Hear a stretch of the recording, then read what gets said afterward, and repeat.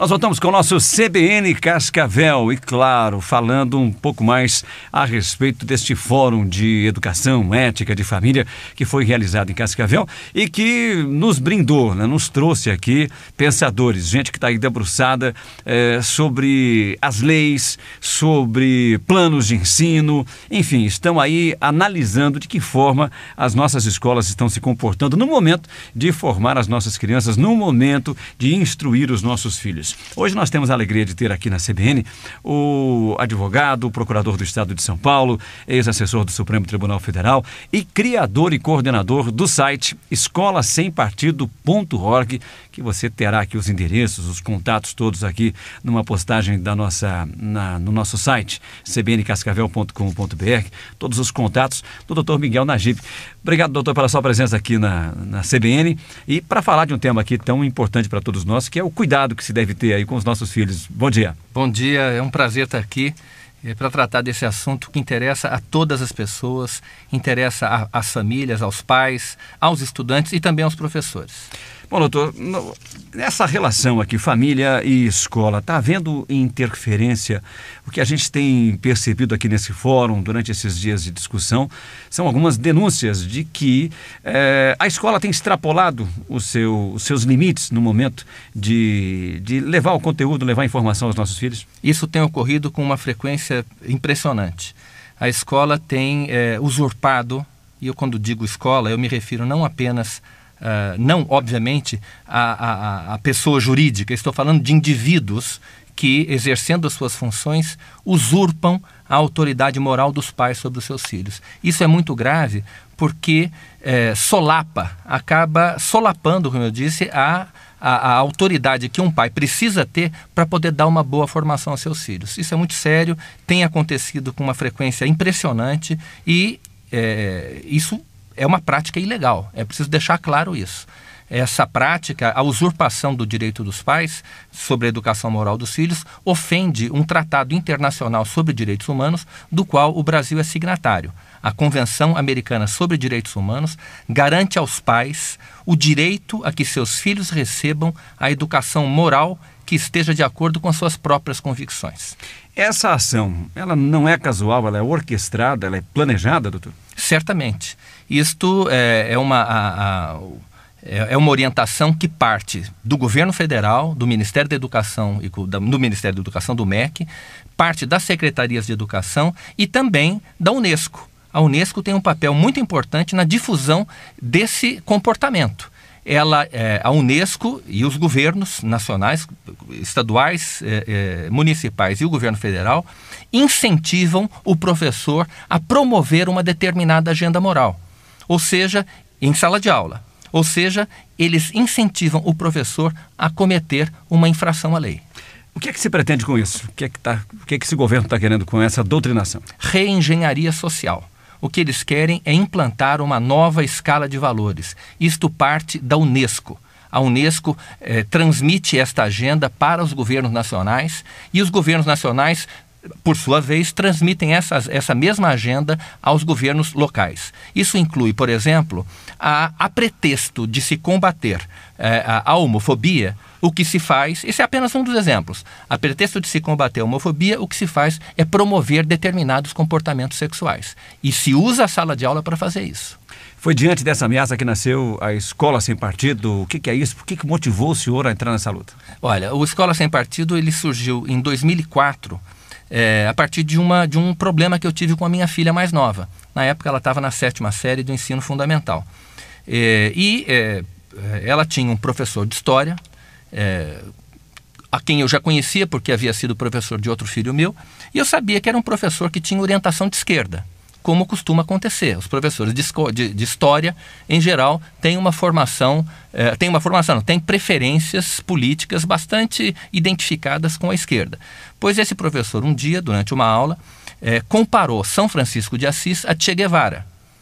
Eu fiquei bastante aborrecido com aquele fato, porque já conhecia o professor, sabia que ele tinha essas práticas em sala de aula, então eu decidi escrever uma carta aberta a esse professor e fui distribuir cópias dessa carta no estacionamento da escola. Isso aconteceu em 2003.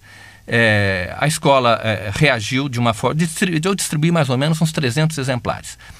E a escola me chamou para conversar, negou que aquilo estivesse acontecendo. Os alunos reagiram contra mim, em vez de aproveitarem aquele fato que eu estava revelando para cobrar satisfações do professor, ficaram a favor do professor, contra mim. Graças a Deus, a minha filha não foi hostilizada, mas eu fui bastante hostilizado pelos estudantes e eu fiquei absolutamente chocado com a reação que aquilo havia provocado. Eu percebi que aquelas crianças estavam reagindo como vítimas da síndrome de Estocolmo.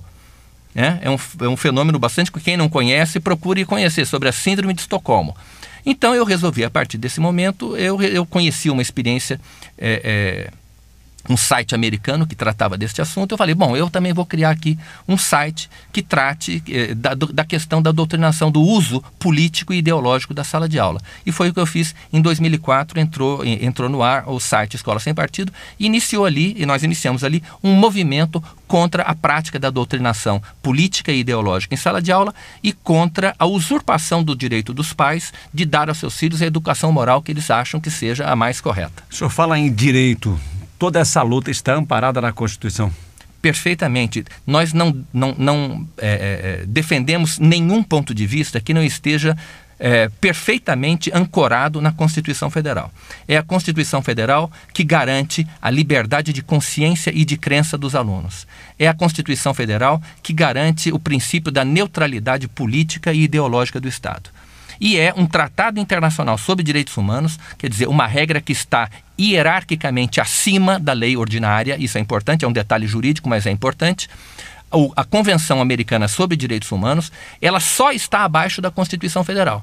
Então, todas as leis editadas pelo Congresso Brasileiro devem obediência a esse tratado internacional. E ele assegura, com todas as letras, o direito dos pais a que seus filhos recebam a educação moral que esteja de acordo com as suas próprias convicções. Bom, nós temos contato com alguns professores e esse fórum foi muito importante para isso, porque um fórum que aconteceu em Cascavel, para quem não esteve lá,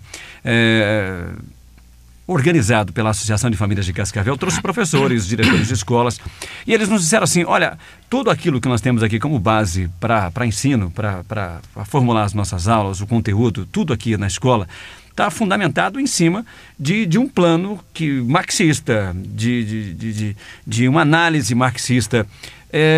Isso ocorre em Cascavel, segundo eles, isso ocorre em diversos municípios da nossa região e nos contaram que acontece também em outros estados e em outras regiões. O senhor tem conferido isso? A base realmente para que esses professores tenham lá para organizar suas aulas, ela já está fundamentada aí numa teoria marxista? Veja só, qualquer documento emitido por um órgão público no Brasil, por uma Secretaria de Educação ou por um Conselho Estadual de Educação, estadual ou municipal de educação, qualquer documento que imponha uma ideologia como sendo oficial, como sendo de ensino obrigatório no sistema de ensino, é inconstitucional. Porque a sala de aula, não existe um outro adulto dentro da sala de aula, a não ser o próprio professor, que tem autoridade sobre os alunos, que tem poder, não de vida e de morte, evidentemente, mas que tem bastante poder sobre os alunos. Ele aprova ou reprova os alunos. Então, aquela autoridade, ela não é absoluta. O professor, sempre como funcionário público que ele é, o professor age e deve agir dentro dos parâmetros estabelecidos pela lei. Correto?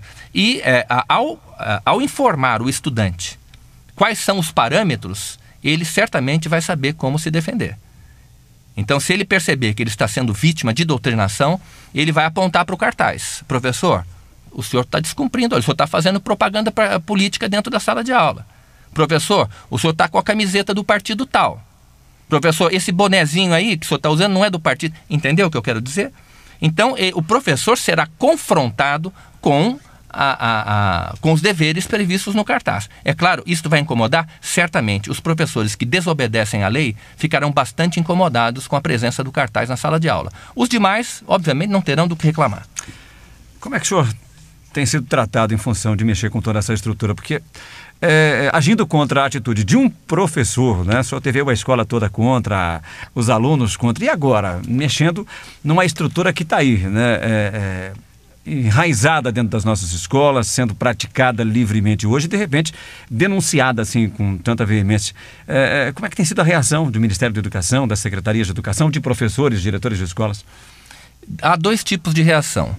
Ou eles fingem que nós não existimos, é o caso do MEC, por exemplo. O MEC simplesmente finge que o Escola Sem Partido não existe, embora seja um movimento já nacionalmente conhecido.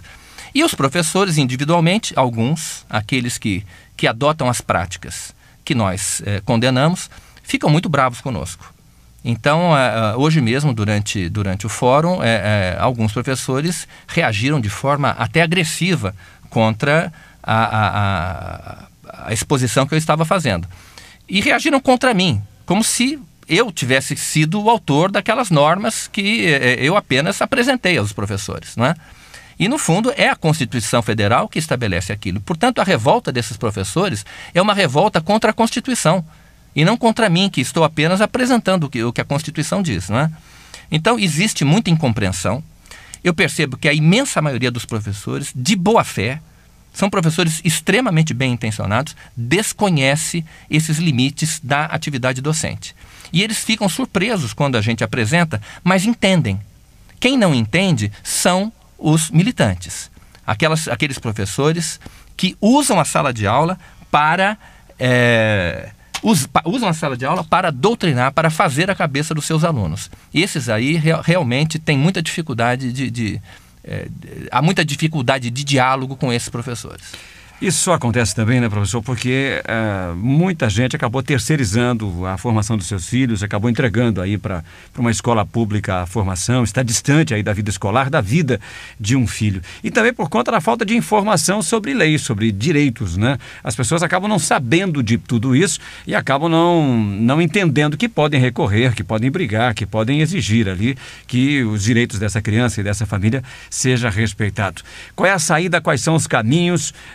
Está fácil hoje para conseguir essas informações, para estar embasado com ferramentas para poder também entrar nessa luta e defender a educação dos nossos filhos?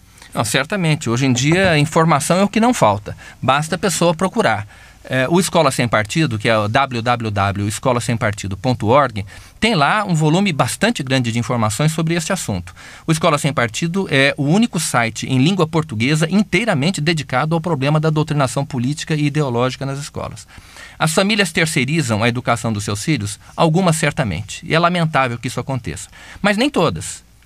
Então, numa sala de aula de 40 alunos, se houver 10 alunos cujas famílias tenham terceirizado a educação deles, isso não justifica que o professor vá assumir a paternidade moral da classe inteira.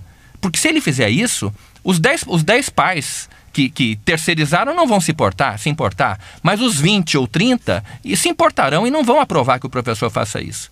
E o professor não tem direito de fazer isso, não é? O professor deve transmitir o conteúdo previsto no seu programa de ensino, desde que este conteúdo não contenha nenhuma usurpação ao direito dos pais com relação à educação moral dos filhos. E desde que este conteúdo também não contenha nenhum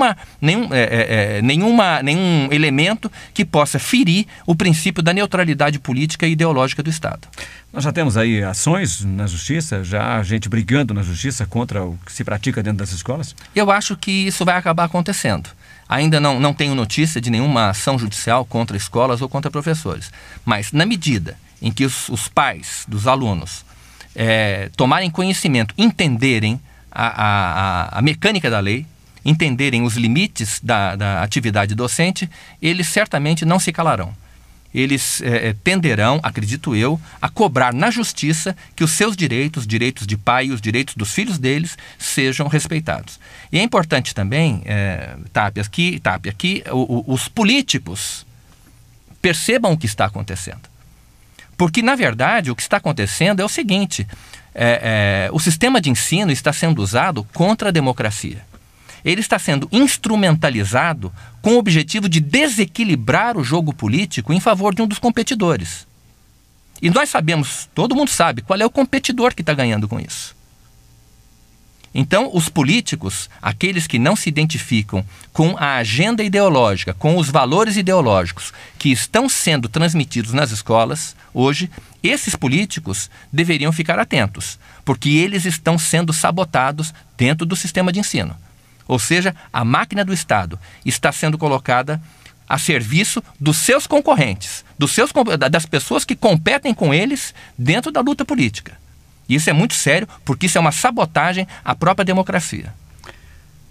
Doutor Miguel Najib, falando com a gente aqui no CBN Cascavel, a gente teria aqui que ter uma semana para a gente aprofundar ainda mais esse assunto, conversar, muito que ser falado, mas eu acredito que o que o senhor nos trouxe já é o suficiente para haver uma incomodação aí do outro lado, né? De professores, diretores de escolas, revisar esse conteúdo que está sendo aplicado, mas principalmente os pais, né? Para que conversem com seus filhos, analisem esse material que está chegando em casa, essas tarefas que são feitas em casa, para saber realmente o que eles estão aprendendo na escola. Acredito que já foi aí uma provocação bastante interessante. Eu quero agradecer a sua presença aqui no CBN Cascavel, parabenizar pela luta, viu? E quero divulgar aqui, né? O escolasempartido.org, é um site importantíssimo aqui. Lá tem muita informação, né? Para que as pessoas continuem se informando e possam também participar dessa luta, não? Certamente. E no Facebook também, nós temos uma página no Facebook, procurem, na verdade, há mais de uma página com o nome Escola Sem Partido. São admiradores do trabalho que nós fazemos que tiveram essa iniciativa. Mas há uma página do Escola Sem Partido oficial, podem procurar, tem muita informação lá. Eu quero dizer mais uma última coisa, que sem coragem não se muda essa situação. E essa coragem, ela deve ser necessária aos pais, aos estudantes e aos políticos. Então, essa situação vai continuar como está se não houver coragem dessas três pessoas. Os pais, para defender os seus filhos, para defender a sua autoridade moral sobre os filhos, dos estudantes, para defender a sua própria liberdade de consciência e dos políticos, para defender a democracia. Obrigado pela presença, bom trabalho. Essa entrevista está indo na íntegra para o nosso site cbncascavel.com.br para você ouvir, refletir, compartilhar. Daqui a pouco nós voltamos.